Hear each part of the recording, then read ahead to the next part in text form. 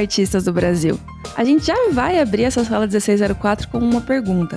Dá pra estudar arte de graça? O canal da Reva é cheio de tutoriais e muitas pessoas já deram seus primeiros passos na arte com os cursos gratuitos que a gente gravou aqui. Mas será que assistir vídeos no YouTube é o suficiente para se tornar artista profissional?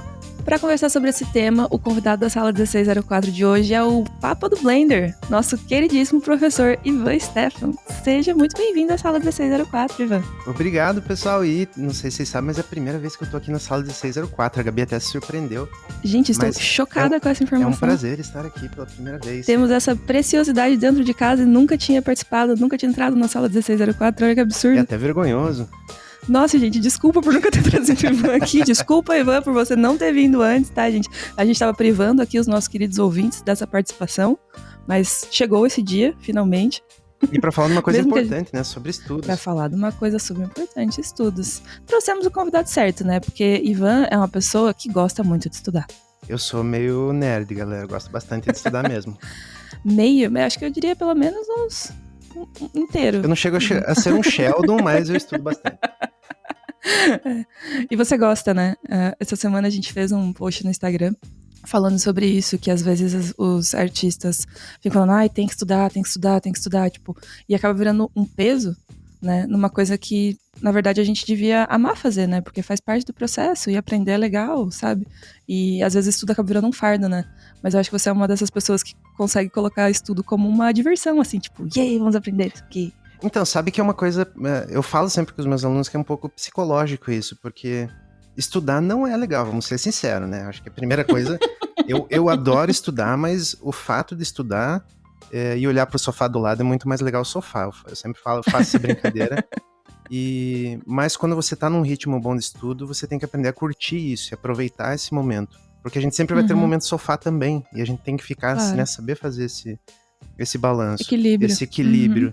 Então, a galera às vezes cobra, nossa, eu tô 3 semanas sem estudar nada, eu já fiquei meses sem estudar. Mas quando você tá num bom ritmo de estudo, você tem que saber aproveitar e curtir esse momento, não só falar, putz, tô estudando. Se pensar assim, você nunca vai estudar corretamente. Eu acho que em qualquer profissão, né, Gabi, a gente tá falando, o método de estudar não é só na computação, na arte, é em qualquer profissão. Você tem que saber curtir o momento do estudo. Você tem que saber aproveitar. Vou parar pra estudar, então curta. Realmente é a parte que eu mais gosto, porque talvez psicologicamente eu me fiz gostar dessa parte, que não é legal. Sentar na frente do computador, ficar vendo vídeo, lendo manual, mesmo fazendo equação, ou mesmo desenhando, né? Para algumas pessoas o processo inicial de desenho não é legal. Eu tô tentando começar a desenhar, galera. Eu sempre sonhei em desenhar. E é um saco, porque você tenta desenhar, depois você olha os desenhos do Rainer Alencar, e você fala, nossa mãe, eu pareço uma criança de 3 anos estudando aqui. Mas tem que pensar que o Rainer, quantas horas, quantos finais de semana, quantas madrugadas esse cara passou estudando, qualquer desenhista, né? E passa ainda, né? E passa ainda estudando. Então a gente precisa aprender a curtir o desenho, né? O estudo, não o desenho.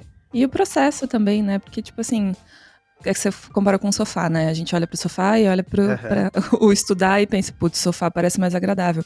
Mas aí quando você senta no sofá, você não consegue curtir o sofá, porque a sua cabeça deveria estar estudando, sabe? Então também tem isso. E quando a gente consegue estudar e criar essa rotina de estudos, assim, eu pelo menos me sinto muito realizada, assim, eu fico tipo, minha vida faz sentido agora.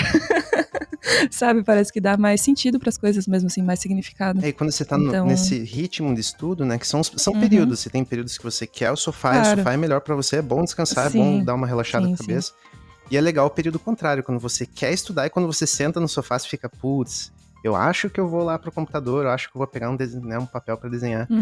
Então você tem que saber curtir esse momento, mesmo que sejam momentos menores do que o momento de sofá, mas pelo menos você tá, né, uma hora acontece uma inversão em que você tá mais estudando do que necessariamente, né, descansando ou relaxando um pouco no sofá. Sim, ou pelo menos consegue equilibrar isso, Exato. né? Acho que o ponto é que nem só 100% sofá e nem só 100% estudo, né? 100% estudo você vai morrer, desculpa a sinceridade, mas não é saudável você fazer 100% Não é estudo. saudável. E muitas vezes quando eu olho pessoas falando sobre, né, tipo, não tô conseguindo estudar, ela tá estudando 90% do tempo e tá reclamando que tá ficando 10% no sofá, então você tem que ter um equilíbrio nisso também, sabe? Dormir, algumas pessoas ficam 5, 6 madrugadas estudando, você precisa descansar no final de semana. Então pega o final de semana para descansar. Ou inverta, descanse durante a semana que você trabalha. Final e final de semana se lasca, lasque, madrugue e aproveite o momento. Mas gere um equilíbrio. Eu acho que o equilíbrio de estudo é pessoal, não existe uma receita, né? Eu acho que é impossível dar uma receita, cada um descobre a sua. Exatamente. E essa receita varia, né? Cada um tem períodos na vida e o peso do estudo vai mudando um pouquinho. O trabalho às vezes reduz um pouco o estudo. Então equilibrar trabalho também é bem difícil quando a gente tá querendo estudar. E tem muito... falta energia, exato, né? Tem muitas pessoas que estão querendo entrar no mundo da arte, né? No mundo da computação. E estão em outros empregos. Então você precisa, né, saber balancear o cansaço do trabalho também com o estudo. E sempre vai existir um sacrifício também nesse quesito, né? Você vai ter que estudar um pouco cansado, mas é pensando no futuro. Alguma coisa você vai ter que priorizar, né? Exato. Em algum momento você vai ter que priorizar alguma coisa. Às vezes vai ser seu sono, às vezes vai ser seu tempo com a sua família, às vezes vai ser seu tempo de estudo, né? Às vezes vai ser seu trabalho. Então, conseguir priorizar, entender o que é mais importante pra você, ou necessário, né? Naquele momento, também é fundamental pra gente conseguir se organizar, né? Exato. E quando eu falo de sofá, não é só sofá, tá, galera? O tempo com a família é algo bem importante.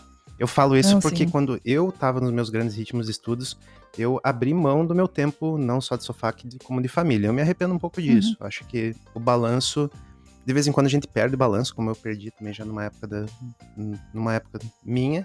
Mas é importante se pensar que, putz, de vez em quando, um sábado, você não vai ficar estudando e vai curtir sua família. Isso é importante. Sim, total. A gente esquece, né? Porque a gente sempre fica focado nisso, de tipo, estudar, melhorar, ser o melhor artista do mundo, e esquece das coisas que às vezes parecem pequenas, mas que são coisas que ajudam muito a gente a ser mais humano, né? Se fecha no quarto e se não vê os pais por um mês. Se conectar com pessoas, né? Exatamente. Acho que muitas pessoas que estão ouvindo a gente agora vão se identificar com esse se fecha no quarto e não vê os pais por um mês. Só abre a porta pra pegar o prato de comida e acabou, não tem contato nenhum com os pais. E é importante, galera. Eu acho que o contato com família e pais é algo psicológico. Eu sempre falo sobre o psicológico, que a gente, né, tentar encontrar esse equilíbrio. E família é uma coisa que ajuda bastante você a se equilibrar. Mesmo que, né, quando você tá cansado e buscar o apoio de família, é legal. Às vezes mais do que estudar. Então, e olha que a gente tá falando, no nosso objetivo falar sobre estudo, a gente tá falando sobre organização de sono, de família. Mas Começamos desvirtuados este podcast. Mas eu acho que não, a gente começou certo, porque a organização e esse pensamento, muitos alunos das minhas turmas, eu já passei, acho, de 160 alunos de Blender, 1/3 dos alunos às vezes vem me procurar para falar exatamente sobre isso. Putz, Ivan, não tô rendendo a aula, não tô rendendo outros estudos, não tô... E é porque eles estão se cobrando tanto que eles acham que não estão rendendo, sabe? Eles estão deixando de ter o sofá, deixando de ter um momento família, de ter acompanhamento da esposa, para tentar ficar só no estudo. Isso, na minha opinião, é errado. Acho que você tem que saber fazer um balanço e cada um tem o seu ritmo. Acho que para terminar esse tópico, outra coisa que acontece muito é você se comparar a outras pessoas. E isso não é tão legal. Acho que o que você pode fazer é você olhar para uma pessoa que você idolatra ou que tá evoluindo mais que você, e você falar, putz, eu quero chegar onde essa pessoa tá chegando, eu quero conseguir esse ritmo. Mas não torne isso algo negativo, sabe? Você tem que pensar que, né, olha o tamanho do nosso país, culturalmente, né, nós temos criações diferentes. Então algumas pessoas podem ter facilidades em outro assunto, e eu garanto pra você que essa mesma pessoa que você fala, nossa, tá evoluindo rápido, daqui a pouco vai empacar num assunto que pra você é completamente natural. Tranquilo, super né? Tranquilo. Então não se comparem muito com outras pessoas. Eu acho que o legal é você falar, putz, eu gostaria muito de um dia desenhar como Rainer Alencar. Eu não vou conseguir fazer isso, porque, né, desenho não é minha área, mas eu olho os desenhos do Rainer e falo, nossa, tipo, se um dia conseguir fazer pelo menos alguns esboços que tenham o estilo que o Rainer faz, por exemplo, pra mim ia ser lindo. Mas eu não fico falando, putz, eu sou um bosta, desculpa o termo, e eu não vou conseguir chegar nunca. Aí você já começou do lado errado, você já tá pensando negativamente, e isso prejudica tudo, né? Psicologicamente pra gente isso é ruim. Então sempre não se compare às outras pessoas de maneira negativa, sabe? Veja o lado positivo disso e falar, putz, olha que linda a arte desse cara, eu vou estudar esse estilo e eu vou conseguir chegar nesse estilo daqui a alguns anos. Tá? E não faça projeto de semanas, tá? Você não vai conseguir evoluir em uma semana. Anos é sempre mais legal, né? Daqui a 2 semanas eu vou desenhar como Rainer Alencar. Não, você não vai conseguir fazer isso. Não vai acontecer. Eu sinto muito, mas não vai rolar. Desculpa, mas você não vai conseguir isso em 2 semanas. Até porque esse cara desenha desde bebê, acho. Tá? Então... desde criancinha. Realmente, vai ficar difícil essa comparação. Tem outra coisa que você puxou aí, e eu acho que é uma ideia legal da gente falar, que é, eu percebo que uma das grandes dificuldades dos nossos alunos, principalmente que são as pessoas que eu tô mais próxima, é estar presente. No sentido de que quando eles estão estudando, eles estão pensando em descansar. Quando eles estão descansando, eles estão pensando que deveria passar mais tempo com a família ou dar mais atenção pros amigos. Quando eles estão dando mais atenção pros amigos, eles pensam que eles deveriam estar estudando, sabe? E aí parece que em todos os momentos da vida você está se sentindo deslocado ou não está fazendo o que você deveria fazer, sabe? E aí você não consegue fazer nada direito. Você não consegue estudar direito porque você tá com a cabeça em outro lugar. Não consegue ficar com a família direito porque tá com a cabeça em outro lugar, sabe? E aí acaba rolando essa ciranda de tarefas que você sente que você não está cumprindo. E isso vira tipo um ciclo vicioso, assim. E acaba deixando as pessoas muito ansiosas, né? Eu percebo que é um dos maiores problemas dos nossos alunos é trabalhar a ansiedade, assim. Por N questões diferentes, né? Mas trabalhar com essa sensação de que tem muita coisa que eu preciso fazer e eu não tô dando conta, eu acho que é um dos sentimentos que mais paralisa as pessoas quando elas vão estudar, sabe? Tipo, não consigo fazer isso.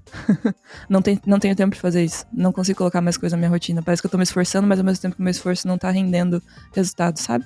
Sim, às vezes a gente tem que colocar também que existem também problemas pessoais envolvidos no meio, que é o terceiro fator que acaba complicando tudo isso. Uhum. Esse sentimento que a gente tem, vamos falar, é um sentimento, né, de você... Quando você tá estudando, você fala, putz, eu poderia estar com os meus filhos, com os meus pais, com a minha esposa, e vice-versa. Você tá sentado no sofá curtindo teus filhos, teus pais, e você fala, putz, eu poderia estar estudando. Eu acho que... Eu vou falar o que é eu, né, como eu tento balancear isso. Eu já balancei pro lado errado, na minha opinião, em que eu foquei estudo e realmente tentei esquecer esse lado pessoal, tá? Eu tive motivos pessoais também por fazer isso, tá? Mas eu acho que não foi saudável. Quando eu comecei a equilibrar um pouco isso, esse sentimento sempre surge, né? Eu dou aula até 11 da noite, e às vezes eu dou até 2, 3 da manhã estudando, minha esposa já está dormindo, e eu falo, putz, eu poderia, né, pelo menos ter ficado uma horinha com a minha esposa. Mas existe, né, no meu pensamento, um pouco do sacrifício. Eu acho que você tem que saber balancear e não tornar esse sacrifício completamente negativo, em que você passa a não render. Em que quando você tá com seus pais, fala, eu gostaria de estudar, beleza, você não tá estudando, mas você não deu atenção pros seus pais, e quando você tá estudando, você fala, nossa, eu queria estar com os meus pais, e você não consegue estudar. Exato. Então... parece que nenhum tempo é bem aproveitado, exato, sabe? então você tem que começar a tentar aproveitar um pouco isso, por mais, né, tenta desligar a tua cabeça, fala, beleza, eu vou tentar focar aqui por 1 hora em estudo, eu vou tentar ficar 1 hora com os meus pais, com minha esposa, curtir isso, e tenta começar a encontrar qual é o teu ponto de equilíbrio, tá? Eu demorei um tempo para encontrar o meu, eu vou ser bem sincero, que para esse peso na consciência desse equilíbrio não acontecer, eu casei recentemente, então para mim foi, né, eu tive que me reencontrar nesse, como dar atenção para minha esposa. Eu não tenho filhos ainda, mas tenho 2 cachorrinhas, uma calopsita, como dar atenção, né, pros meus bichinhos, e também gerenciar o meu trabalho e meu estudo. E é algo que você tem que ir aos poucos tentando encontrar uma zona de conforto para você, em que você não vai ter esse peso na consciência de, estou no sofá, se eu tô no sofá curtindo as minhas cachorrinhas lá, que tô brincando com elas, eu não vou ficar pensando em estudo. E se eu tô estudando, eu vou tentar focar um pouco aqui no estudo, e sempre vai existir o sacrifício. E estudar, por mais que você goste, eu adoro estudar, eu amo estudar, não é legal, né? Eu acho que ficar sentado numa cadeira olhando para um computador ou sentado desenhando não é ainda mais estudo, né? Você nem sempre produz coisas legais enquanto tá estudando. Eu acho que é muito, né, legal você tentar encontrar esse equilíbrio aos poucos. Não se cobre prazos curtos em nada. Quero resolver isso em 1 semana, quero resolver isso. Isso não vai funcionar nem para estudar, nem para resolver esses problemas que você tem de pensamentos, né, de, putz, devia estar fazendo isso, mas, né, não, sacrifício. Resumindo, a gente sempre tem que abrir mão de alguma coisa e saber fazer pequenos sacrifícios. Não grandes sacrifícios, tá, pessoal? Pequenos sacrifícios. Exatamente. É aquilo, de qualquer forma, escolher uma coisa, não escolher todas as outras, né? Exatamente. Então, pra qualquer coisa que você for escolher na sua vida, né? Tipo, ir pra direita é não ir pra esquerda, nem pra frente, nem pra trás, né? É basicamente isso. Eu acho que foi muito bom, concordo com você, a gente ter começado por esse tema, por essa discussão, porque já seta o tom do episódio pra galera ficar aqui, ó, com o coração tranquilo, coração mais leve, e eu vi aqui até o final as coisas que a gente vai falar, sem essa expectativa de, meu Deus do céu, e agora, precisa socorro, estudar. Né? Exato, estudar, sai correndo. Eu sempre também comparo quando tem alunos que são os famosos apressadinhos, que querem estudar e aprender tudo em 1 semana. Tudo de uma vez. eu acho que tanto, né, vamos colocar de maneira junta arte e computação gráfica, tudo tá um pouco junto, mesmo a computação gráfica um pouco mais técnica. Isso é uma profissão, galera, tá? Eu acho que, é claro, tem a carreira, mas é uma profissão. Um médico não aprende a fazer uma cirurgia de alto nível em 5 anos, ele aprende em 15 anos, que ele se especializa. E a gente também tem que pensar dessa maneira aqui. Nós, né, hoje em dia a gente é bombardeado por materiais, tutorials, referências, e a gente acha que vai conseguir chegar, né, tipo, nesse nível em algumas semanas, em alguns meses. E às vezes o nível que você precisa chegar são anos de estudo para você chegar naquele momento. Então, a carreira, ela tem que ser construída com estudo, dedicação e afins, né? Antes da gente entrar, eu acho que você vai ficar essa pergunta no ar aqui sobre assistir muitos tutoriais, vou reservar ela para mais tarde. Quero dar um passinho atrás, e já que você tá falando de carreira, sei que muitas pessoas te conhecem, né, por causa do seu curso de Blender, mas queria que, porque é a primeira vez que muitas pessoas estão te ouvindo, que você contasse um pouco dessa sua carreira e dessa história com arte. Eu vou começar dizendo que eu tô velho, porque eu mexo com computação há 21 anos. Eu tenho alunos de 18 anos e eu mexo com computação há 21 anos. Quando eu tenho alunos novos... Ivan inventou o computador, gente, ele tava lá. Não isso. Mas é até legal porque, até entrando um pouco nesse assunto, quando eu comecei, era o contraposto do que existe hoje. Não tinham tutoriais, não existia conteúdo nem gratuito, nem pago, bom. Não existia nada. O que você tinha era o software e um PDF nojento escrito por um técnico que não era artístico. E... Eu gosto muito da ideia de PDF nojento, assim. Eu sei exatamente do que você tá falando. Hoje em dia, os manuais, eles são, claro, escritos de uma maneira um pouco técnica, porque é um manual de um software, mas existe uma preocupação de que aquilo que está sendo escrito, o cara vai entender. Antigamente não, antigamente o mesmo engenheiro que fazia o Maya, Lightwave, qualquer software da época, escrevia, e o engenheiro não sabe escrever um texto para um usuário entender. Então, eu sempre brinco também que hoje em dia na minha aula de Blender, a galera termina a primeira aula fazendo um sistema de planetas. Eu levei 2 anos para fazer uma bola no Maya, tá? Tipo, é quase essa... A curva de aprendizado antigamente era muito mais difícil, pela falta de materiais, os computadores eram mais devagares, então tudo era pior. Você, quando conseguia algum vídeo, mesmo pago, o vídeo tinha 320 por 240 pixels, galera. Você não conseguia nem ler o texto e nem ver o mouse do cara onde ele estava clicando. Então, tudo era pior. Mas hoje em dia a gente tá num contraposto. Eu já falo sobre esse contraposto, deixa eu falar um pouquinho sobre minha carreira. Então, eu comecei há 21 anos. Eu comecei já bem no início. Eu sou, né, na faculdade de engenharia civil, surgiu um estágio remunerado de computação gráfica. Eu falei, como é remunerado, eu vou aprender computação gráfica para fazer o estágio. E eu terminei a faculdade de engenharia civil, mas já durante a faculdade eu fui para minha carreira de computação. E eu sou meio nerd desde adolescente, então eu sempre fui muito para a área técnica da computação. Então toda a minha carreira eu fui guiando, né, os meus estudos para a área do porquê o software funciona assim, como criar programas para auxiliar o meu processo. E eu trabalhei por mais ou menos 20 anos na área de publicidade. Então fiquei os últimos 14 anos numa produtora aqui em Curitiba chamada Fantástica Filmes. E há 2 anos, sem querer, eu caí na escola. eu fui raptado pela escola. E foi sequestrado. Estou aqui. A minha formação é muito técnica, pessoal. Eu falo que eu aprendi arte por osmose, né? Como você está trabalhando muito, né? Computação gráfica e arte são irmãos, né? Super juntos. Então, tudo que eu aprendi de arte sempre foi de maneira indireta. Hoje em dia, nesse ano em especial, eu tô tentando equilibrar um pouquinho isso. E tô tentando deixar um pouquinho o lado técnico e aprender um pouquinho mais o lado artístico. E é legal porque, como eu não sei nada de arte, né? Oficialmente, eu só sei por osmose, eu consigo entender a dificuldade que meus alunos têm hoje para começar alguma coisa. Eu tô começando arte, então também sou um bebezinho em arte. E olha o Rainer Alencar e falo, nossa. Ou o Vitor Ramachuk, que faz cenários fabulosos, falando, nossa, um dia, daqui a 80 anos, eu consigo desenhar como esses caras. Até meu aniversário de 80 anos eu chego lá. Quando eu tiver 80 anos, eu consigo fazer o desenho que o Ramachuk fez quando tinha 13 anos de idade. Não, brincadeira, mas... eu tenho esses 2 caras, né? O Ramachuk em especial, que eu gosto muito de ambientes, como referências para um dia não chegar no nível que eles estão, porque não é meu objetivo de carreira, mas se eu conseguir fazer desenhos próximos ao que no estilo do Ramachuk, eu ficaria muito, muito contente. E eu acho que essa daí é minha carreira. Resumindo, não tem por que falar mais. Eu acho que foi legal falar sobre as dificuldades de estudo há 20 anos atrás. Ah, não, com certeza era outro mundo, né? Mundo antes do YouTube, pra quem é artista, era outro universo.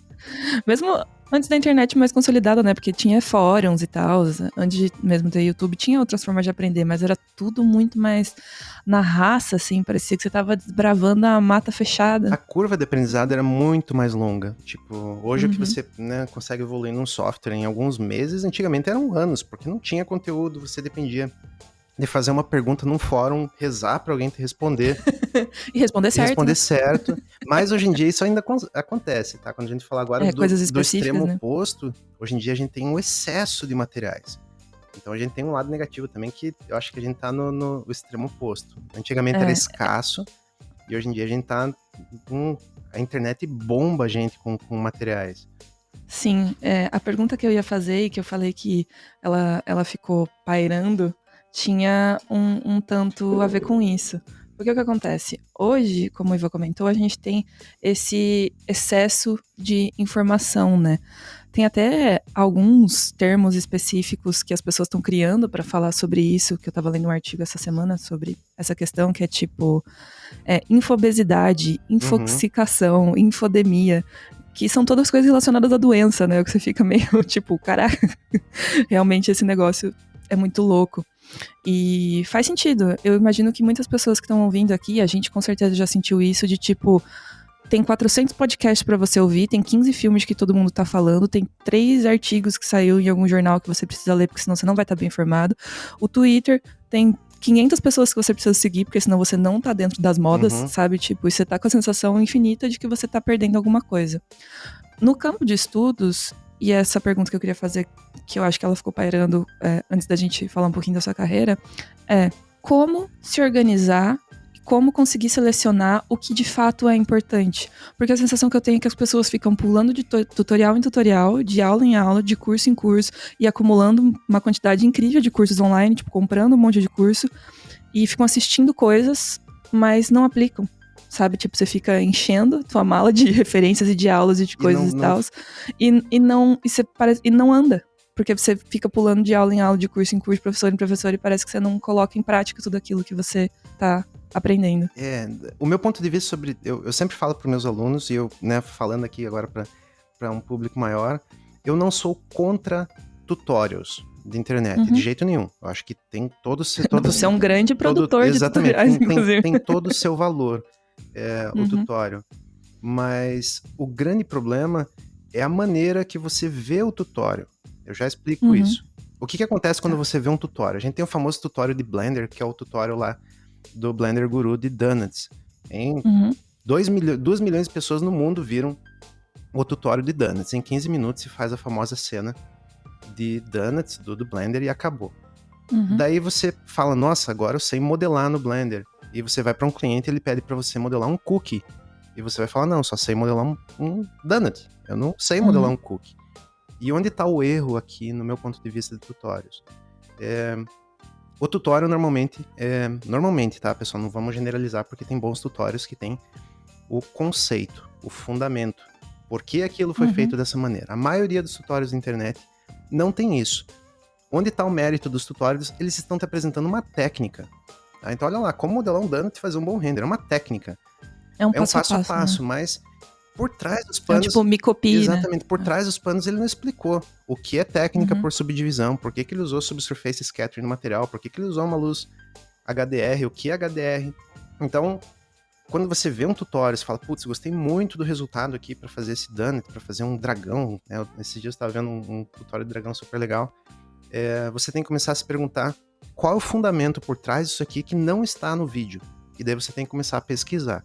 Então eu sempre falo para meus alunos que cada 20 minutos de tutorial que você assiste, você tem que gastar mais 1 hora tentando procurar conteúdos associados para você entender fundamentos.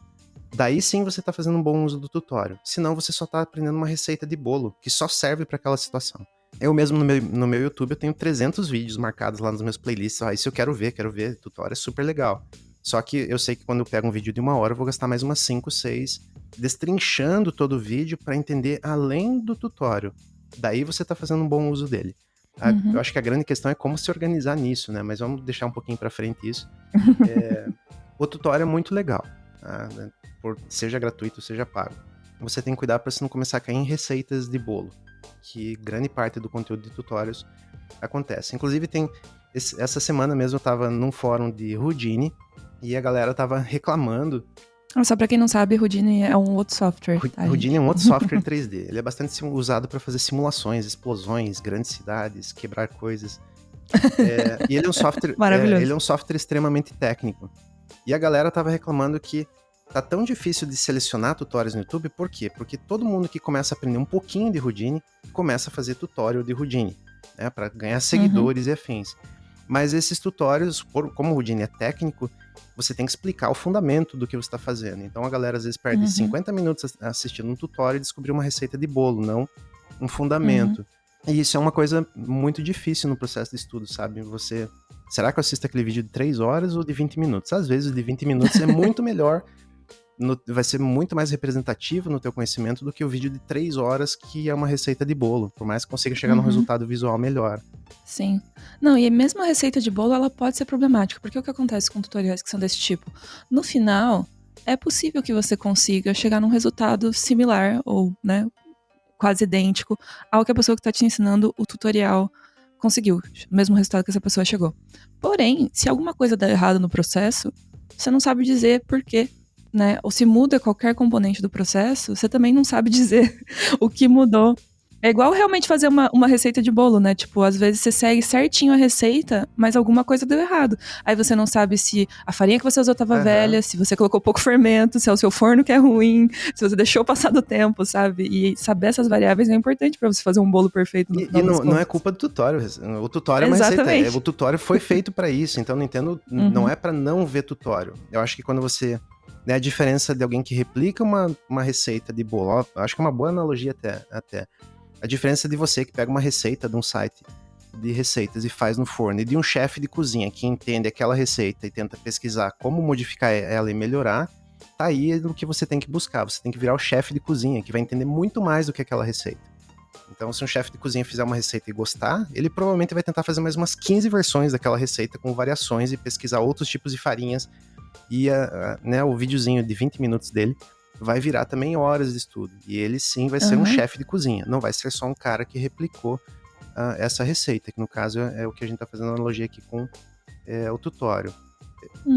E eu gosto que a gente tá usando essa analogia de cozinha, porque agora, né, essa semana as pessoas vão ouvir esse podcast, quer dizer, elas podem ouvir no futuro também, mas ele vai sair no dia 27 de maio de 2021, e nessa semana que ele vai sair, tá rolando a quarentena de Blender edição cozinha, né? Masterchef da Revolution.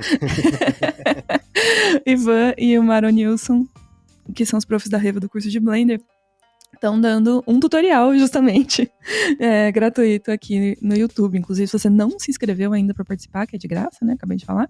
Vou deixar o link aqui na descrição do vídeo no YouTube para vocês poderem participar, que são 6 aulas. E elas vão ficar gravadas aqui no canal. Então, se você está ouvindo no futuro, você também pode assistir, que as aulas vão estar aqui. É legal. E eu acho que é bom até falar, por exemplo, sobre, né, o que é esse tutorial que eu fiz. Por mais que eu tente falar um pouquinho de teoria no meio do caminho, não tem tempo num tutorial, né, são 2 horas, 3 horas de aula que eu dou ali, para falar muito a fundo de teoria.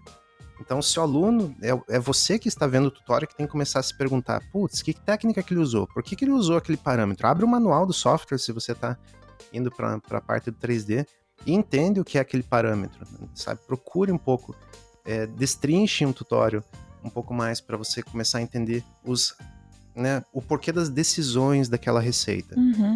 E como funcionam essas ferramentas também, porque eu acho que é mais ou menos isso que faz muita diferença, porque em qualquer software tem N maneiras de você fazer a mesma coisa. E eu vejo que às vezes as pessoas aprenderam de uma forma e nunca se questionaram por que elas fazem daquela forma e não de outra, sabe? Sim. Tipo, tem várias formas de você fazer exatamente a mesma coisa, o mesmo desenho, o mesmo formato, chegar num resultado, sabe? Você tem que ir escolhendo por quais caminhos você vai fazer isso. Às vezes, um vai ser muito mais longo, mas dependendo do seu objetivo, ele faz mais sentido dentro de um processo de produção, né? Então, acho que é bastante isso que você tá falando, de tipo, como chegar nesse resultado, porque essa ferramenta está sendo usada e não aquela outra, né? Isso também tem uma coisa que eu sempre falo também pros meus alunos, é bem importante. Aprender fundamentos e conceitos é muito mais importante. E entenda para 3D, e acho que para arte isso vai se aplicar também, do que entender uma simples técnica avançada. Eu raramente, em toda a minha carreira, olha, eu tô há 20 anos aqui, eu raramente assisto uma aula ou pago por uma aula de conteúdo avançado, seja em Blender, Houdini, Maya ou outros, né, algumas linguagens de programação também que eu domino. Eu sempre estou nos fundamentos. Tá? Às vezes nível médio, de vez em quando eu dou uma olhadinha rápida assim, putz, olha que técnica avançada legal. Por quê? Porque se souber muito bem os fundamentos, você aprende uma técnica avançada em alguns minutos. Se você não souber fundamentos, você não vai entender, desculpa o termo, porra nenhuma da técnica avançada. Então, eu acho que hoje em dia, nessa facilidade do acesso ao conteúdo, você olha lá, tutorials, Houdini, como explodir um prédio, Blender, como criar uma floresta, mas você nem aprendeu o que é modelagem, não aprendeu nem o que é material. O que vai realmente agregar no teu conhecimento, saber como fazer uma floresta super avançada, se você não sabe nem todo o fundamento. Eu garanto pra você que se você inverter e aprender só o fundamento, você vai aprender a fazer a floresta sozinha, sem o tutorial, que você vai perder 5 horas lá fazendo uma floresta ou algo avançado. Então, grande parte do meu processo de estudo sempre foi entender fundamentos. Tanto que com 35 anos eu voltei para a faculdade de ciência da computação para aprender o básico da programação.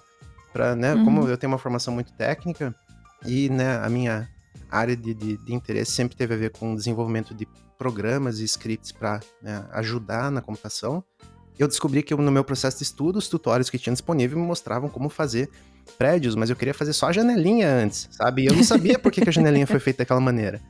E eu fui para uma faculdade com 33 anos, estava o Ivan lá no meio de um monte de adolescentes, fazendo uma segunda faculdade de ciência da computação com o objetivo de entender o fundamento. Quando eu saí da faculdade, o meu entendimento sabe, do conteúdo que eu buscava estava muito acima dos tutoriais de alto nível que eu estava tentando entender antes da faculdade.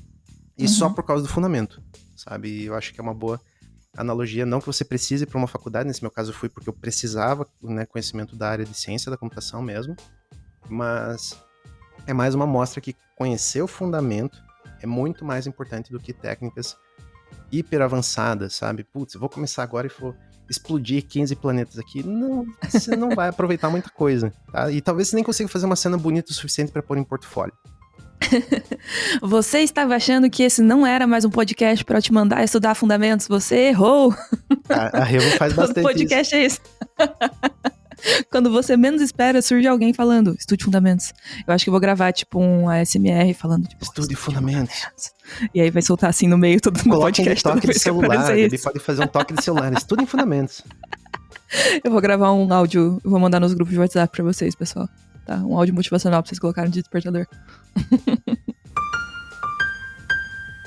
A gente tá falando dessa quantidade de informação e dessa quantidade de tutoriais e da dificuldade de selecionar esses tutoriais. Então acho que é importante talvez a gente falar quais são as fontes, né? Como a gente seleciona, onde a gente encontra, quais critérios a gente leva em consideração na hora de escolher uma forma de estudar gratuitamente na internet. Então, tem muita coisa legal gratuita. Você consegue sim, eu acho que hoje em dia a gente tá no extremo oposto, né? Em que você consegue estudar com conteúdos gratuitos, porque o volume de conteúdo é gigantesco, seja arte, desenho, algum estilo de desenho, quanto 3D. O grande problema é como se organizar. E daí eu vou falar da minha primeira experiência, quando eu falei, vou me organizar, estudar, vou começar, foi um pouco antes da minha faculdade, em que eu falei, eu vou me organizar, porque eu sou desorganizado. Então, comecei organizado e fiquei 3 meses fazendo planilhas de coisas, sem brincadeira, galera, eu gastei mais de 2 meses fazendo planilhas e tabelas de conteúdos, abaixei PDFs, abaixei vídeos. Vocês acham que eu usei isso pra alguma coisa? Só perdi 2 meses. Se eu tivesse ficado sentado no sofá, eu ganharia mais. Então, vamos começar por esse lado. Não se organize demais. Na minha opinião, a organização extrema vai fazer você só perder tempo. Tá? Eu não sei se a Gabi concorda com isso, mas no meu ponto de vista, o tentar se organizar, planilhar tudo... É que assim, eu acho que o meu organizar extremamente é diferente do organizar extremamente do Ivan, entendeu? Que o Ivan é muito organizado, eu sou então deve ser assim, 6 vezes mais do que o meu. Eu sou bem perfeccionista, galera. Então, meu organizado era realmente fazer cronogramas e conteúdos, procurar PDFs e manuais e vídeos e eu só perdi tempo. Eu acho que a organização... se você se organizar demais, também você acaba caindo no negócio da obrigação. Eu preciso cumprir aquilo ali. E daí o estudo deixa de ser legal. Foi o que aconteceu comigo. Então, depois que eu fiz essa planilha super legal, né, tava todo o conteúdo, organizei por tópicos, fundamentos, tudo na ordem que eu gostaria de ver, eu comecei no processo de obrigação, e obrigação nem sempre é legal. E eu vi que eu não rendia no estudo, porque eu tava no sofá, e daí sim, eu tenho uma obrigação, tenho minha planilha que eu tenho que seguir para conseguir ver ela em um ano. E não funcionou para mim. Daí eu caí no extremo um pouco mais oposto, em que meu estudo é completamente solto. Eu não falo desorganizado, porque desorganizado é uma palavra pesada. Mas eu falo solto. Por que solto? Isso eu gosto de falar, né, pros meus alunos também. Normalmente eu menciono. Porque quando você tá no ritmo de estudo que você vai sentar na frente do computador, você não pode se impor um assunto. Ah, putz, agora eu vou ver aquele assunto chato, que eu não tô afim. Então tenha sempre disponível para você, no teu pensamento de estudar, alguns tópicos, porque um deles pode chamar atenção. Tá? Minha maneira de estudar, eu normalmente tenho alguns tópicos, eu anoto num bloco de notas alguns tópicos, ou copio alguns links de alguns tutoriais e vídeos que eu quero assistir, e quando eu sento na frente do computador para estudar, eu olho aqueles ali e falo, putz, esse aqui acho que vai ser legal, começa a assistir. Não gostou? Devolve ele pra anotação e começa a puxar outro para ver se algum te chama atenção. Então, o meu processo de estudo é assim, é completamente solto. Eu vou indo com links e PDFs, eu gosto de ler bastante. Hoje em dia é mais difícil de encontrar textos, né? É bem difícil de conseguir. Não, tudo é vídeo. Nossa, eu acho isso um saco. Eu assisto os vídeos normalmente em velocidade 1.8, 1.7, pra não ficar tão monótono. Sim. Mas dentro desse estudo, mesmo que ele seja solto, você sabe onde você quer chegar, né? Tipo, você tem um horizonte muito delineado. Aqui que é bastante bacana falar sobre organização. Então vamos falar sobre organizar como estudar fundamentos. Eu acho que você pode colocar, né, se você já está há mais tempo estudando, talvez os fundamentos você já esteja um pouco mais, né, já tenha um conhecimento legal disso. Então você começa por tópicos. Normalmente conteúdos avançados são tópicos, né, tipo uma técnica específica que você vai fazer.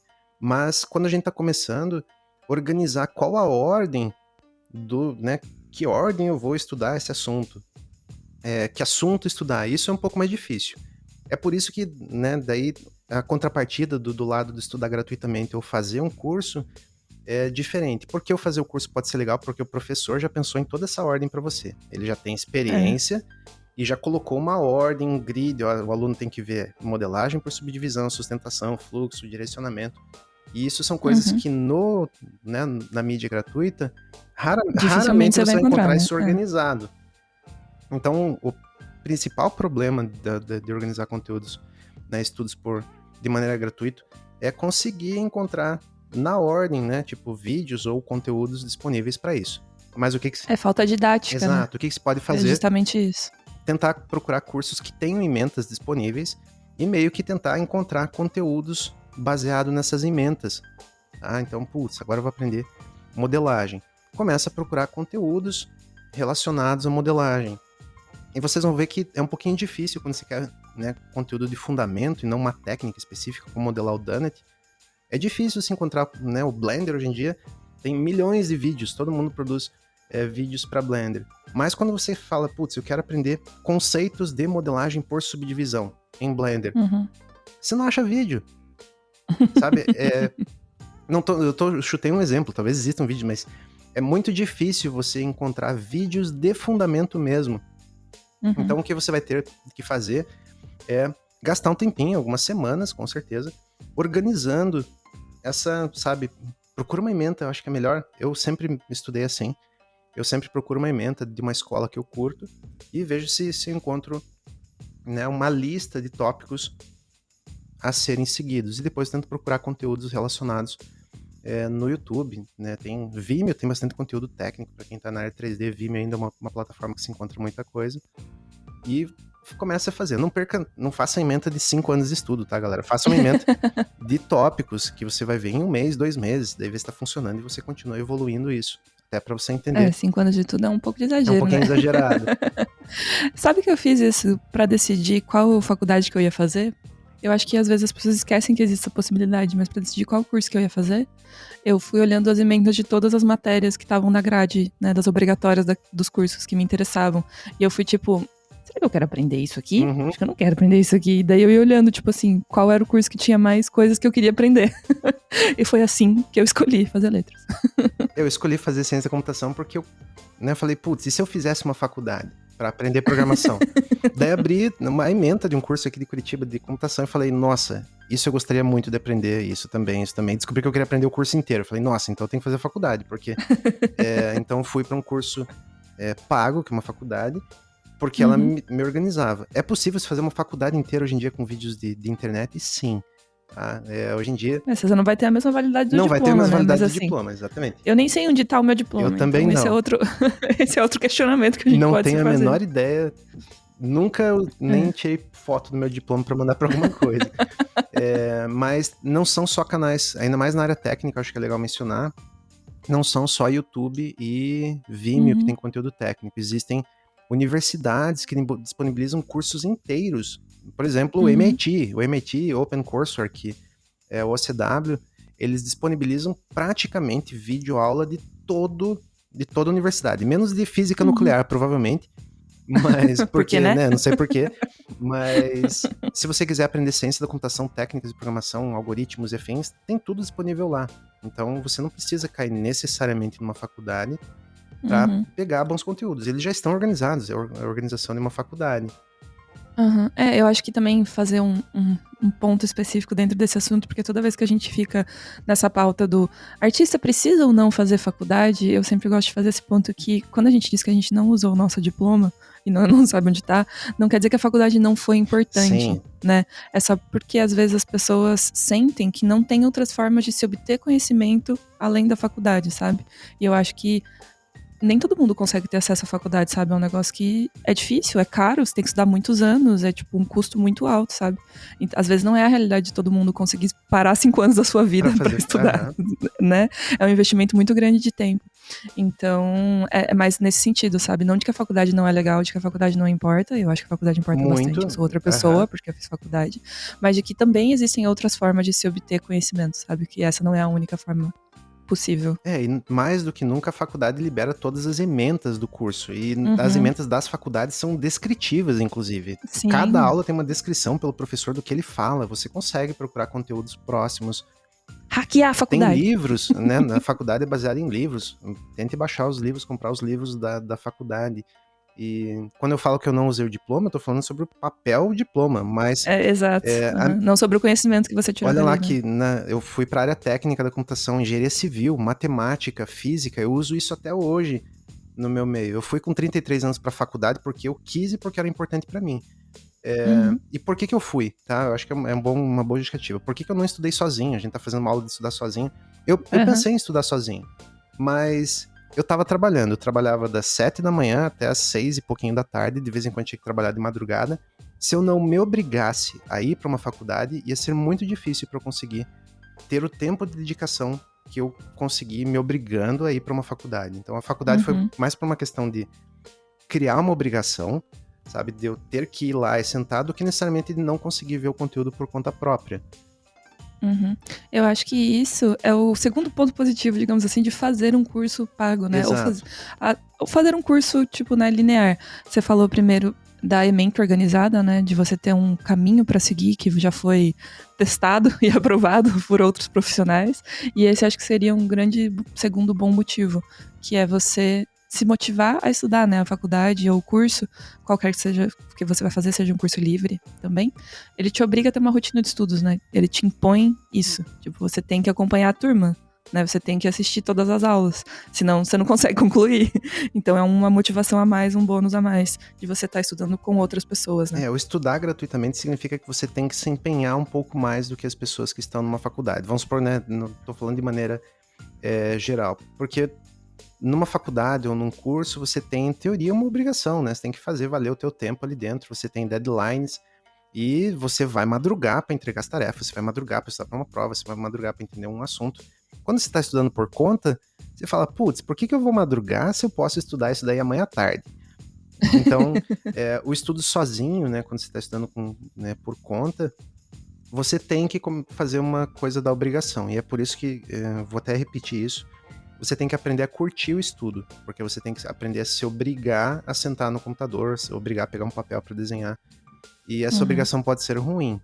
Então, é claro, você tem que fazer todos aqueles pesos e medidas de descansar um pouco também. Mas se você não se obrigar, não se cobrar, pelo menos psicologicamente, de estudar, você não vai ter rendimento no estudo. Porque você vai falar, putz, estudei meia hora, agora eu vou pro sofá. Se você estivesse pagando um curso, estivesse numa universidade, você ia ficar estudando 10 horas, porque a prova é amanhã.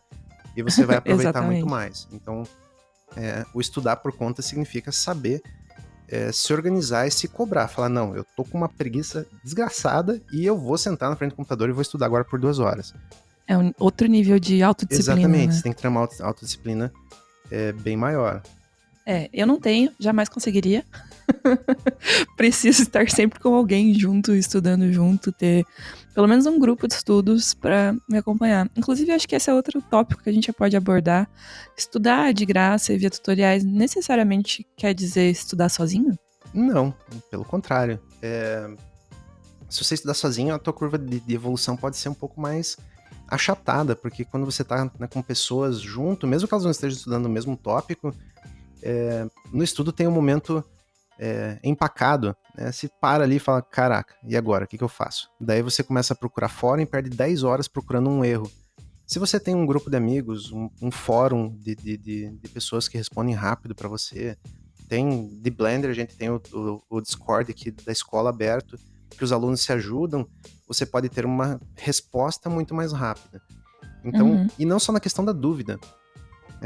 Você tá fazendo um trabalho, se manda o teu trabalho e fala, putz, o que você acha? Daí o cara fala, putz, podia ser outro tom de vermelho. E esse outro tom de vermelho muda completamente o teu estilo, por exemplo, de um render. E fora a coisa do auto-incentivo. Então, acho que são 3 tópicos. Em que você, né, tá estudando junto e se vê uma pessoa evoluindo um pouquinho mais rápido que você e fala, putz, eu quero ficar que nem ela, eu também vou dar um gás. E você se ajuda a cobrar. Não veja isso como um ponto negativo. Acho que se você, né, tem uma pessoa que tá evoluindo mais rápida, é porque ela tá se dedicando um pouco mais que você, vamos ser realistas.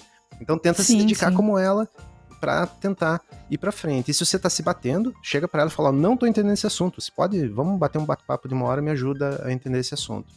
O estudar sozinho, você pode ficar nos famosos buracos negros do estudo, em que você não consegue nem pra frente, nem pra trás, e perde completamente o foco. Perde o direcionamento, Exato. né? E eu acho que estudar em grupo tem várias vantagens, assim, eu acho muito bom. É óbvio que sempre vai ter os momentos que você vai ter que sentar sozinho ali e se debater com um conceito, com um fundamento, um negócio que você vai ter que, né, socar dentro da sua cabeça ali até entrar. Mas, em geral, eu gosto muito de estudos em grupo. E nas nossas turmas, né, dos cursos, a gente consegue ver isso bem. É que toda vez que tem um aluno que tá se dedicando mais, ou tipo, por qualquer motivo, sabe? Seja porque ele tá mais interessado, seja porque ele tem mais tempo, seja porque ele tá fazendo o curso especificamente porque ele precisa aprender exatamente aquilo pra empresa que ele trabalha, sabe? De qualquer um dos motivos. Tem um aluno, uma aluna que tá se dedicando mais, assim, e tá mostrando mais resultado. Essa pessoa acaba inspirando a turma inteira a ser melhor. É um negócio muito louco, assim, você percebe claramente dentro do grupo que todas as pessoas ficam motivadas a estudar também, sabe? E eu acho que isso é muito legal, esse lance do grupo, assim, de que uma pessoa consegue motivar outras, né? E às vezes você é essa pessoa que motiva outras pessoas também. E isso vira um jogo, né? Vira uma troca. E vai e volta. E às vezes quando você estiver um pouco mais pra baixo, vai ter outras pessoas que vão falar, não, vem embora, vamos fazer isso aqui juntos, né? E essa troca e esse espírito de comunidade, eu acho que ajudam bastante a gente ter essa sensação de que estudar é gostosinho. Pode ser mais divertido do que a gente pensa, sabe? Eu sempre falo pros meus alunos até, tipo, por que eu vou virar amigo daquele cara ali só pra tirar dúvida? Mas eu vou ser sincero com vocês que toda vez que eu fiz isso, sabe? Por que eu vou virar amigo daquele cara ali pra tirar dúvida ou porque ele é melhor que eu, ou porque eu quero um dia trabalhar com ele? Esses caras acabaram virando meus melhores amigos. Então você tem que pensar que às vezes esse tipo de contato também não só vai te ajudar profissionalmente, como pessoalmente. Esses caras podem sim virar teus melhores amigos. Eu acho que se você tá num lugar em que todas as pessoas ali têm objetivos parecidos, né, sejam profissionais ou outros, sempre tem esse espírito, né, de comunidade mesmo, de troca. E isso acaba gerando amizade, né? Eu acho que é uma das coisas mais legais, inclusive, dos cursos que a gente faz. E é óbvio que isso acontece nos nossos grupos abertos também, acontece muito no Utopia também, mas é que todas as pessoas acabam virando amigas, né? Exato, e ficam por anos se ajudando, né? Isso que é mais legal. Sim, com certeza. É o famoso networking, galera. Networking é muito importante, galera. Vai por mim que é muito importante você fazer networking. Que é outra vantagem bem legal de você não estudar só assistindo tutoriais, mas com outras pessoas, né? Independente se for num curso pago ou em grupos de estudo que tem um monte no Discord, tem trocentas comunidades, né? O link do Discord da Revo, inclusive, tá aqui na descrição do YouTube. Se você não tá lá, entra lá pra você poder estudar com outras pessoas. Mas o networking é fundamental pra gente conseguir oportunidades, né? Criar projetos juntos e tudo mais. Inclusive, o Ivan caiu de paraquedas nessa escola por causa um pouco de networking, né, Ivan? A história é bem maluca, né? Vamos contar essa história pra galera. Parece errado contar essa história sem o Gustavo. Parece errado contar sem o Gustavo, mas é uma história até meio mágica, né, Gabi? Eu fui convidado para dar uma palestra, e eu não sei quanto tempo atrás, sou terrível em data, mas faz bastantinho tempo. E eu falei, putz, dá uma palestra, sabe? Introdução a efeitos visuais né, no mundo do cinema. Eu falei... Peraí, Ivan, o Gus vai entrar. Vai entrar? Então vamos lá, vai, que legal. É de arrepiar essa história, galera, ouçam isso. É de arrepiar a história. Pera aí. Já passei o link pra ele, vamos entrar aqui com uma participação especial agora. Gustavo. Pera aí que ele tá entrando. Já mandei o link, ele já viu. Toca aquela musiquinha de espera de elevador, Murilo. Obrigado. Dá play na música do The Sims. Aí, Gustavo chegou. Eu vou contar o começo da nossa história, da minha palestra, e depois se termina quando eu cheguei na escola. Então, eu fui convidado para essa palestra. Daí eu falei, putz, que saco, né? Preparar uma palestra não era nem para um grupo de realmente interessados em computação, era mais curiosos. Eu falei, putz, mas é legal, né? Levar a informação para pessoas que não são necessariamente do meio do cinema. Então, gastei alguns dias preparando uma palestra sobre efeitos visuais. E fui eu lá, gaguejando. Foi a minha primeira palestra para mais de 100 pessoas. E isso, tipo, em 2000 Que ano foi? Se lembra, Gus? Foi 2010, 2009, por aí. Caraca, o Ivan tava tão nervoso que deu até uma crise de tosse no meio da palestra. Mas tudo bem, faz parte, né? E... no final da palestra, eu não lembro disso, tá, pessoal? Mas daí o Gus falou que veio pra mim e fala como foi esse momento no finalzinho da palestra. O Gustavo da escola, olha que mundinho maluco, galera. Se chegou pra mim e me deixou um cartãozinho, eu te dei um cartão meu, né, Gus? Uhum. Eu dei um cartão meu, a gente conversou algo ali, eu não lembro certinho o que foi. Não, eu lembro que o Ivan falou, acho que você não deu um cartão. O que aconteceu foi que, tipo... acabou a palestra, eu fui falar com você, só deixa eu contextualizar. Eu acho que eu tava ali, eu tinha acabado de começar no 3D. Eu tinha 1 ano de 3D, menos ainda. E você falou que estava com bastante dúvidas também sobre o mundo 3D na época, 3D, né? As paradas e tal. Eu já mexia no Maya e tal. Eu tava, acho que era Maya 8.5 na época. Nossa, mãe. Eu lembro que a palestra que o Ivan deu, tipo, eu moro aqui no centro de Curitiba, perto do Itaú Cultura, da Caixa Cultural. Da Caixa. Bem pertinho da E na Caixa, tipo, tinha várias palestras que meu pai e eu íamos, assim. Tipo, às vezes ia ter um teste de um filme e a gente ia lá, daí conhecia o diretor, a porra toda, a gente curtia muito ir. Aí tinha esse conjunto de palestras que o nome era, eu não me lembro até hoje, porque acho que eu tenho um panfleto ainda dele. Era Cinematografia Digital. Isso mesmo, exatamente. E aí tinha o pessoal da Fantástica, tava o Ivan ia dar palestra lá, tinha tipo uns diretores de fotografia muito ninja.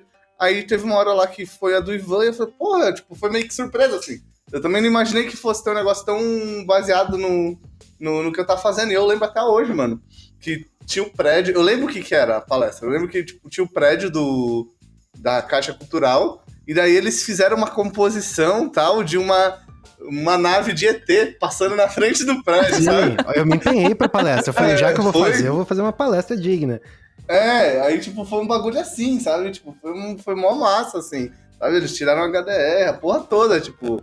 Então eu falei, caralho, que louco. Aí terminou a palestra, assim, eu fui trocar uma ideia com o Ivan, aí, tipo, a primeira coisa que ele fez foi, tipo, falou, tipo, não, aparece lá na nossa produtora, tipo, quando você quiser. Se você quiser conhecer as paradas lá, a gente mostra como as coisas funcionam, sabe, troca uma ideia, saca? Tipo, falou pra mim chegar lá na produtora deles, tipo, e colar lá, sabe? Tipo, e foi um negócio que eu achei super legal, assim, sabe? Tipo, pô, foi minha primeira pessoa que eu conheci, acho que se pá, foi a primeira pessoa que eu conheci que trabalhava com 3D, assim, tipo, eu falei, eita porra, tem alguém que trabalha com 3D aqui em Curitiba. Que louco, sabe? Tipo, então já foi um negócio que, tipo, eu falei, não, calma aí, não é tão impossível, porque eu tava vendo um cara aqui em Curitiba que tava fazendo uns bagulho doido, sabe? Uns bagulho muito, muito doido. Nessa época já tinha tido o Pôneis Malditos, Ivan? Não, acho né? que não, foi logo depois. A gente não contou, né, que o Ivan é um dos grandes responsáveis aí pela propaganda dos Pôneis Malditos. Aí foi muito massa isso.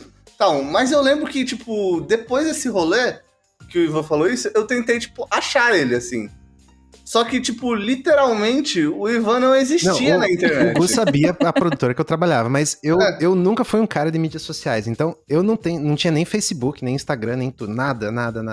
Eu criei eles ano passado, depois que eu entrei na escola. E nesse período, o Gus fala que de vez em quando me procurava pra ver se achava eu nas mídias sociais, pelo menos pra trocar uma ideia. E eu achei outro Ivan, mas não era o Ivan, era o tio, que era um cara que trabalhava com ele. Eu até adicionei o tio no LinkedIn achando que era o Ivan, mas eu falei, cara, esse cara não parece. Não é, não. Ele é Ivan também, mas não é o Ivan. Mas não era o Ivan, sabe? Mas é real, de tempos em tempos eu procurava. Ivan lá. E eu cheguei a contar essa história pra Peixe, porque foi muito louco, assim. Porque na época que eu tava começando no Maya, tipo... Eu já tem uma parada no Maya que é Maya Embedded Language na época, tal, que o Python não era tão difundido. Já tinha o Python, mas não era tão difundido. Mas eu lembro que, tipo, na época ele já tinha falado disso, que ele programava em Mel, programava e tal. Eu falei, caraca, que cabuloso, assim, que é um negócio que eu não... Tipo, das aulas que eu tinha feito, eu já tinha visto que isso era raríssimo no Brasil. Sabe? Porra, achar um cara que faz isso. Tipo, já foi muito cabuloso. Isso ficou comigo na cabeça. Eu fiquei com isso na cabeça. Putz, caralho, eu preciso falar mais com esse cara um dia. E eu continuei procurando ele de tempos em tempos, sabe? De 2 em 2 anos eu ia lá, estava Ivan, Fantástico. E eu tinha vergonha de ligar lá na Fantástico e chegar assim, mano, deixa eu falar com o Ivan. Tem um maluco que eu conheci há muito tempo atrás, pode me deixar falar com ele. Aí, tipo, eu pensei assim, o cara não vai nem lembrar do rolê e tal. E daí foi isso. De tempos em tempos eu fui tentava procurar ele, sabe? Aí eu lembro que eu via a parada dos pôneis malditos, falei, não, esse cara lá trabalha nessa produtora, esse cara que fez esse rolê, sabe? Tipo, aí o tempo passou, a gente fez 9 anos. Passou 9 anos depois. Daí deixa eu contar o meu contexto. História digna de Gugu. Eu sempre tive uma dificuldade extrema para aprender. Eu acho que o aprendizado eu sempre aprendi sozinho, né, pessoal? E eu sempre quis, né, falar, putz, beleza, o que eu sei, eu quero passar meu conteúdo pra frente. E eu nunca fiz isso, mas eu casei com uma professora, olha que maluco. E ela me incentivou, putz, por que você não procura uma escola pra, né, começar a dar aula? Daí você se realiza. E eu dei uma pesquisada, né, vamos procurar as melhores escolas de computação no país. E daí apareceu a Revolution em Curitiba. Eu falei, caraca, tem uma escola aqui em Curitiba. Daí eu falei, e é boa, super, super renomada. Daí eu liguei um dia, né, daí pedi pra falar com o responsável, daí atendeu um tal de Gustavo Ribeiro, e eu falei, putz, meu nome é Ivan Stefan, sou da... Não, mas não lembra, não foi assim, calma aí. Vai, então. Calma aí, não, foi outro... A gente falou depois, Você mandou um e-mail. Eu mandei um e-mail, exato, não foi? Eu mandei um e-mail pro Gus me apresentando, sou Ivan Stefan, Fantástica Filme, sempre sonhei em ser professor e queria começar a fazer aulas de 3D. Olha como o mundo aí eu lembro que eu tava na sacada aqui com a Peixe. E na hora, tipo, eu vi na caixa de entrada e-mail, Ivan Stefan. Na hora eu reconheci o nome. Na hora eu tava eu e a Peixe assim, Peixe, você não vai acreditar. Lembra aquele maluco que eu te contei de uma palestra que eu tive há 1000 anos atrás? Então, ele acabou de mandar um e-mail pra gente. Aí eu falei, caralho, que coincidência da porra. Aí daí eu falei pelo telefone com ele, a gente combinou de ele vir na escola. Nossa, o Gustavo estava muito empolgado quando você ia vir aqui. Isso, porque tipo, é um negócio que eu fazia uma cara que eu tentava encontrar o Ivan. A informação que eu tenho é que quando ele leu esse e-mail, ele entrou na sala que tinha algumas pessoas da produtora da Fish e saiu, o Ivan tá mandando e-mail, ele vai vir aqui na produtora. Ai, foi muito bom esse dia. Foi muito doido, assim, eu era um cara que, tipo, eu tentava achar há muito tempo, porque eu sempre fui uma pessoa muito que saía e perguntava, sabe? Eu entrava na internet e perguntava, eu não tinha vergonha não, sabe? Eu era chato mesmo, eu saía perguntando pra todo mundo, assim, sabe? Não tinha vergonha de perguntar. Só que o Ivan meio que marcou aí um pontinho na minha história que foi logo quando eu tava começando, sabe? E tipo, e ver alguém que faz as paradas, que tipo, fazia da mesma cidade que eu tava morando, sabe? Isso mostrou pra mim um pouco, acho que tem umas coisas que vão construindo, tipo, o nosso psicológico, a nossa vontade de fazer as coisas, ela acontece por vários fatores de sorte de subconsciente, sabe? Tipo, e eu acho que, tipo, ver os caras que faziam isso aqui de Curitiba foi um bagulho que, tipo, eu sempre tive uma parada que, tipo, isso é uma parada muito que eu não sei de onde vem, mas eu sempre soube que eu queria fazer as coisas daqui, sabe, do Brasil, sabe? Eu queria fazer as coisas do Brasil. E de Curitiba mais ainda, porque aí ver pessoas que estão fazendo isso aqui, acho que de alguma maneira no meu subconsciente reforçam mais ainda. Tipo, pô, dá pra fazer isso, sabe? Tem gente fazendo isso daqui, eu também posso. Então por isso que eu acho que eu também, até certo ponto, eu cacei Ivan por muito tempo, porque eu falei, pô, não, quero aprender com esses caras também, sabe? Tipo, queria trocar uma ideia e tal, mas queria falar, pô, aquela palestra lá foi uma mega importante pra minha vida, porque na palestra eu descobri várias coisas, sabe? Eu descobri que o Nuke existia, sabe? Eu já tinha ouvido falar, mas pela primeira vez eu vi alguém mexer nele, sabe? Então foram várias paradas que eu vi na palestra dele foram importantes pra mim, assim, sabe? Tipo, ver que esse negócio de você investir também na parte de como o software funciona por trás, sabe? Que antes eu era mais só de modelar, então depois eu fui entender mais as coisas a fundo, sabe? Como funciona o renderizador, foi coisas que, tipo, eu meio que peguei nessa palestra que eu vi dele e depois eu cacei ele, mas a título de agradecer mesmo, de saber quem era o que o cara tava fazendo, assim, sabe? E olha a gente junto aqui, e 10 anos depois. A vida é cheia da... É tipo, gente... Trabalhando não junto só na escola, como na produtora também. Olha que maluco, galera. É uma história muito, muito legal. A vida é cheia de coincidências e de sorte, gente, tipo... Mas eu acredito muito em sorte, assim, que, tipo... Eu acho que eu fui muito sortudo em todos os sentidos nesse quesito.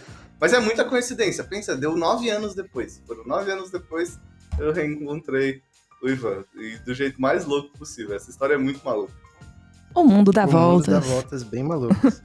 E essa foi a participação especial de Gustavo nesse episódio do podcast para falar para vocês que networking é importante. Nossa, é vital na vida, vital, gente. É importantíssimo. É vital. É vital você conhecer as pessoas, você dar cara a tapa. Palestras. Isso, exato. Você dar a cara a tapa faz muita diferença, assim, sabe? Às vezes a gente não tem coragem de fazer. Eu tenho uma história boa do Utopia. Eu acho que vale pra gente falar sobre o network. No Utopia, a gente tava dando palestra do Napo. E, né, eu tava me sentindo meio reprimido no Utopia, porque tinham 1000 artistas lá e só tinha eu de técnico, da área técnica de computação. Daí no final do meu trechinho da palestra, eu pedi, alguém aqui é da área técnica?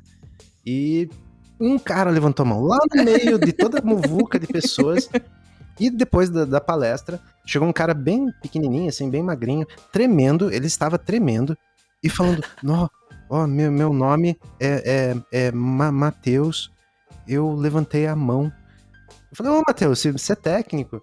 E ele é extremamente envergonhado, mas ele perdeu a vergonha pra vir conversar comigo. Ele fez estágio na Fantástica por 3 meses. Que maravilhoso! Olha que legal, tá? Então não tenha vergonha também. Você fazer uma rede de contatos não é só, sabe? Não é só por interesse. Existe também uma coisa que pode acontecer pra você, como aconteceu pra mim, pro Gus, como aconteceu pra esse cara que veio me procurar. Então é muito legal. Olha que maravilhosa, gente. Se depois dessas histórias vocês não estão convencidos, já não sabemos mais o que fazer, entende? Muito obrigada, Gus, pela sua participação. Agora você pode voltar aos seus afazeres revolucionários. É isso, gente. Beijo. Beijo. Até mais. Adorei essas histórias. Momento anedota. Ivan, a gente tá falando sobre todos os pontos positivos e pontos negativos de estudar sozinho. Tem mais uma pergunta que eu queria te fazer, que eu acho que a gente começou falando sobre equilíbrio, depois a gente, começou a falar sobre fontes, dificuldade de aprender sozinho, como ter foco, como se organizar. Mas uma questão que eu acho que às vezes pesa e tem um pouco a ver com o lado emocional, é como é que a gente faz para não se desmotivar por não ter a ajuda de um professor, sabe? Por não ter a quem recorrer para pedir feedback. É uma pergunta muito difícil, porque o aprender Maya, pra mim, tá? Eu nasci no Maya, no 3D. Os primeiros 6, 7 anos de Maya, eu tinha esse sentimento quase que diário. Agora, também, quando eu comecei a estudar Houdini, há uns 6, 7 anos, eu voltei a ter esse mesmo sentimento. É algo que a gente tem que aprender a gerenciar. Porque se você, vamos falar sobre a minha realidade. Hoje em dia é muito mais fácil entrar no fórum e tentar conhecer pessoas de Houdini, mas mesmo de Houdini as pessoas são bem fechadas. Eu já tentei abrir algumas portas e não consegui achar parceiros para estudar junto. O estudar sozinho pode ser, eu acho que o problema do estudar sozinho, a motivação, você tem que aprender a lidar com isso. Isso é algo pessoal que você tem que aprender a se motivar a estudar. Comece gostando de estudar, que isso vai ajudar bastante. Mas eu acho que o não ter pessoas junto a gente cai nos famosos buracos, né? Em que você fica parado e não consegue evoluir o estudo. E eu acho que nessa hora é momento de você trocar o assunto. Por isso que eu falo que quando eu tô estudando, eu estudo um pouco livre, eu tenho pelo menos 10 assuntos possíveis de estudo. Porque se você cai num buraco num assunto específico, esquece ele por um tempo. Talvez aprender um outro assunto que não tenha muito a ver, te abra a mente para resolver aquele problema. Então, algo que acho que muda bastante do estudar num curso, numa faculdade, do estudar sozinho, é que eu acho que o estudo sozinho é um pouco mais aberto, sabe? Você não vai seguir uma regra, vou só aprender modelagem agora, só renderização depois, só luz. Eu acho que você tem que começar um pouquinho de tudo. Não comece demais, 1000 tópicos ao mesmo tempo, mas esses tópicos extras que você vai adicionando, tá? Vou aprender 5, 10 tópicos meio que ao mesmo tempo. Ele vai facilitando esse probleminha de você não ter pessoas para te ajudar. Então, eu travei em modelagem. Esquece modelagem, pula para renderização. Começa a estudar o que é legal de renderização e fica de olho em vídeo de YouTube novo que tem de modelagem. Vai que sem querer você acha encher o saco de render, pula para materiais, pula para alguma coisa de simulação, Geometry Nodes no Blender, por exemplo, testando Blender. Sempre dá pra trocar, né? E depois, né, claro que você vai ter que voltar pro buraco negro ali, que você travou. Só que daí você já vai voltar sabendo, eu tô no buraco, então você vai começar um processo de pesquisa. O que eu falo, assim, normalmente quando eu caio nos buracos negros, eu vejo que o meu buraco negro é não saber o fundamento daquilo. Então, fundamento é muito importante, galera. A minha curiosidade técnica foi pelo fundamento, não necessariamente pela área técnica. Eu queria entender por que aquilo funcionava daquela maneira, para conseguir fazer sem ter dúvidas de por que você clica naquele botão e ele faz aquilo. Eu sempre tive essa curiosidade do fundamento. E se você realmente parou num buraco, então você está fazendo lá um tutorial e o teu tutorial não está ficando igual. Primeira coisa, se é uma ferramenta, abre o manual do programa. Quantos aqui nunca abriram o manual do programa? O manual do programa Não, muita gente aqui nem sabe que existe o manual do programa. F1, tá, galera? F1. Aperta o botão F1, é o atalho universal. Você tem que pensar que as empresas escrevem manuais de maneira bem amigável para conseguir que uma pessoa leia aquilo ali e entenda o que aquele recurso faz. Então, se o teu buraco negro é num programa, tenta ler manual. Eu me atualizo, olha lá, o Blender, né, ele é atualizado diariamente. Se eu for ver tudo que tem de novo no Blender, malucamente na internet com vídeos do YouTube, eu vou perder 100 horas por semana para ver o que tem de coisas novas no Blender. O que eu faço? Eu vou lá na página do Blender que tem a lista de itens novos. E daí você vai no manual do Blender, que já tem, e lê o manual, é muito mais rápido. Em meia hora eu entendo o que o Blender tem de novo na semana, ou você tem que ver 6 horas de vídeo. Então, a escolha da fonte que você vai fazer de estudo também é um pouco importante. Você vai errar, não tem como não errar, porque você não sabe se é bom ou ruim. Mas aos pouquinhos você começa a ver, putz, o canal daquele cara é bom, os vídeos indicados pelos próprios softwares são bons, tá? Até uma dica para Houdini. A melhor maneira de entender quais são os melhores vídeos de Houdini é pelo próprio site do Houdini. Ele tem lá uma aba de seleção de vídeos gratuitos e pagos, claro, mas tem bons vídeos gratuitos lá dentro. Então não caia no YouTube só para vídeos. Veja se não existem até fóruns que sugerem conteúdos para você. Mas essa pergunta não tem uma resposta, fora você ser psicologicamente forte. Eu acho que você tem a coisa psicológica, que você vai estar sozinho, você vai estar no buraco. Se você cair num buraco, desvia de assunto um pouco. A não ser que você seja persistente e já tente procurar soluções. Uma coisa muito legal de algumas comunidades, em especial de Blender, é que existem bons fóruns que as respostas são muito rápidas. Inclusive eu tenho uma birra, porque eu pagava por alguns softwares 3D, e nos fóruns dos softwares pagos, as respostas levavam uma semana se vinham. E hoje em dia no Blender, se você faz uma pergunta nos fóruns de Blender, em alguns minutos você tem resposta dos usuários. Caramba. Então, a comunidade de Blender é muito ativa, até na própria ajuda mútua com usuários. Então, para Blender, eu diria que você não vai ficar tão sozinho assim, é só encontrar um bom fórum. Tem grupos de Facebook que são um pouco mais demorados, eu iria para fóruns mesmo, para você conseguir resolver dúvidas, e você se vira muito bem. Outras áreas, por exemplo, mais técnicas como o Houdini, existem fóruns bons para resposta, mas são respostas mais longas. É por isso que é bom você para aquele problema que você tinha, pula para uma nova área de estudo, e quando conseguir encontrar uma resposta, ou volta pesquisando um pouco para frente. Mas é uma briga psicológica diária isso. Concordo. Mas seguimos em frente estudando. O importante é estudar, gente. Estudar nunca pode ser errado. Pra gente encerrar esse episódio do nosso podcast, primeira participação do Ivan na maravilhosa sala 1604, a gente faz uma brincadeira, Ivan, ao final dos episódios, que se chama De Frente com a Gabi. E aí eu te faço perguntas bate-bola, jogo rápido, e você tem que me responder assim, tipo, pá. Rápido, sem pensar. Nunca acontece, mas vamos tentar. Começar fácil, hein? Uma cor. Azul. Um software. Blender. A parte mais divertida da sua profissão? Estudar. Pasmem, mas é estudar, galera. Eu realmente curto muito. Eu falei no começo que você gostava? Sabia. Quando você não tá na frente do PC, você tá... Na frente do PC. Não, brincadeira. Tô com as minhas cachorrinhas e com a minha esposa. Tô atrás do PC. Eu tenho 2 cachorrinhas adotadas, a Mel e a Leia. Eu tô normalmente com elas, ou com a minha esposa, ou com os meus pais, tá? Eu tô curtindo... Fazendo tudo, curtindo a vida. Tudo que eu fiz de errado e não dar atenção à minha família, hoje eu faço o oposto. Maravilhoso. Um livro que você indica pra todo mundo? Programando Ray Tracing com 3D e Blender. Não, brincadeira. Nossa, mas eu achei que era sério. Não é tão brincadeira a piada assim. Eu tenho uma formação técnica e se eu falar pra vocês que acho que o último livro de literatura que eu li foi quando eu tava lá no ensino médio, não é piada. Eu já comprei livros pra ler Senhor dos Anéis, Hobbit, livros que eu curto, mas a minha leitura de livros, eu tenho muitos livros, eu tenho centenas de livros, são todos técnicos, tá? Meu livro de cabeceira agora é Programação de Ray Tracing em GPU da NVIDIA, tá? Então, minha leitura de estudo de literatura e descanso é literatura técnica. Mês passado eu tava lendo Cálculo Diferencial Integral, volume 2. Ai, que delícia passar um cafezinho e ler um livro de cálculo diferencial. A minha esposa acha que eu sou um maluco completo, mas eu sou assim. Eu tenho certeza. Mas ela casou com você, né? Então alguma coisa certa tem ali. Uma série que você indica pra todo mundo? Eu tô assistindo Big Bang Theory de novo e é muito bom. Não sei porquê também, mas Big Bang Theory, definitivamente. Um filme que você indica pra todo mundo? Matrix, primeira versão, é meu filme favorito. Assisti de novo esses dias, hein? Gostei demais. Eu sou grande fã de Star Wars. Eu amo Star Wars em todos os... Tanto que meu bolo de casamento, metade do bolo era preto com desenho do Star Wars.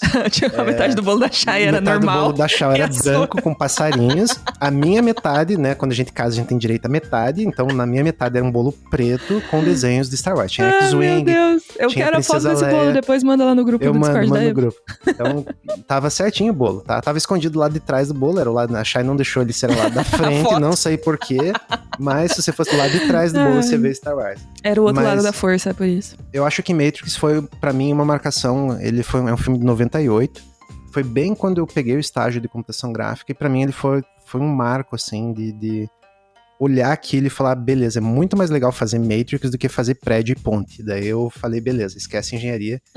E até hoje é meu filme favorito. Eu acho que ele é um marco no cinema de efeitos visuais. Quem não viu ainda, assista. O primeiro filme é muito, muito bom mesmo. Não, é incrível. Artista que todo mundo deveria conhecer. Eu vou falar um cara que eu curto muito. Eu conheci, olha a vergonha, eu conheci ele pela escola. Vitor Ramarchuk. Eu falo bastante do Rainer Alencar de personagem, mas o trabalho do Vitor como cenários é de um finesse pra mim, tá? Eu sou leigo na parte artística, mas é impressionante. Então, eu amo abração, Vitor, se eu vi isso aqui. Eu também conheci ele pela escola, Ivan, não é vergonha. Só que foi em 2015.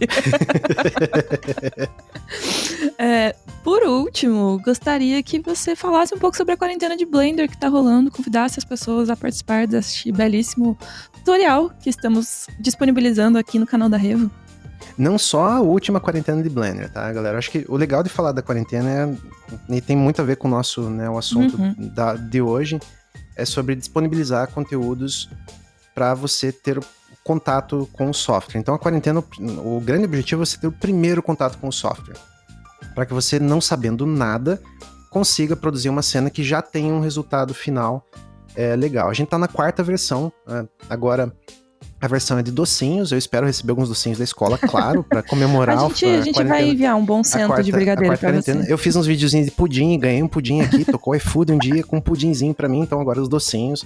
A próxima quarentena vai ser de comidas, com certeza. Vamos investir nisso. Ganhando comidas. Tá valendo com os benefícios. Mas o legal da quarentena é que eu preparo... Ela não deixa de ser um tutorial, tá, pessoal? Não tem como falar de teoria e fundamentos com muita paciência durante né, a quarentena, até porque o objetivo é esse primeiro contato. Eu tento o máximo possível falar do porquê eu tô fazendo algumas coisas, mas é muito legal como primeiro contato teu, até porque se você for até o final do vídeo e se dedicar na finalização, você já tem uma cena de portfólio. Eu falo isso pela experiência que a gente teve nas outras 3 quarentenas. E eu adoro ver as outras cenas no portfólio das pessoas. Exato, tipo, a dedicação e a qualidade técnica que a galera chegou no final dessas quarentenas do material é impressionante. A do cogumelo é minha favorita, é a primeira quarentena. Ela é extremamente elaborada, então são 10 aulas, se não me engano, a gente foi maluco na época. Já abri assim com 10 aulas. Vamos abrir com 10 aulas. E funcionou muito bem. A gente teve mais ou menos 150 trabalhos finalizados e todos muito bons. Tipo, não entendo muito bons puxando saco. Foram muito bons mesmo. Muito mesmo, num nível que é quase inimaginável. Então, não só essa quarentena, eu convido vocês a participar, até porque tem uma coisa legal.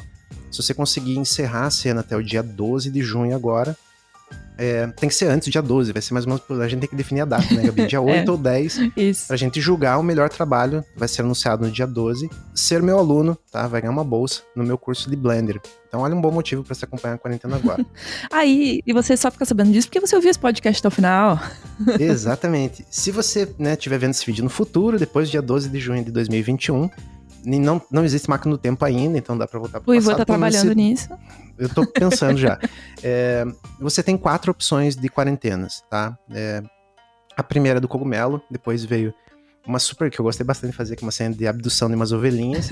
E teve uma de Halloween também, que eu faço uma cena com abóboras e afins. Então você tem algumas opções, e todas elas assumem que você não tem contato nenhum com 3D antes. Eu explico desde mover câmera até o finalzão da cena. E se precisar de um apoio, entra no Discord da escola, os links estão sempre lá no vídeo, que a galera normalmente se ajuda e de vez em quando eu apareço lá com o Maron também para responder algumas perguntas. Perfeito, fica aí o convite, vou deixar aqui na descrição do vídeo no YouTube o link para as pessoas se inscreverem para participar da quarentena, receber os e-mails, o link do Telegram da Revo também, onde a gente tem mandado bastante comunicação sobre as quarentenas e o pessoal dá feedbacks, e o link do Discord também vai estar aqui para vocês entrarem no grupo, trocarem ideia com a galera que está estudando não só 3D, mas várias outras áreas. Nosso Discord é aberto, tem 5.000 pessoas lá, então aproveitem esse espaço no grupo também para conhecer e fazer o networking que a gente provou neste episódio, que é importante. Networking é muito importante. Então é isso, Ivan. Queria agradecer de novo sua participação aqui, achei que estreou em grande estilo, foi uma boa estreia, mas está convidado a voltar muito em breve, tá bom? É só me chamar. Obrigadão, pessoal. E como eu falo sempre, bons estudos. Bons estudos. Vamos encerrar assim com essa mensagem. Então, bons estudos, ouvintes. E até a próxima sala 1604. Até mais, pessoal.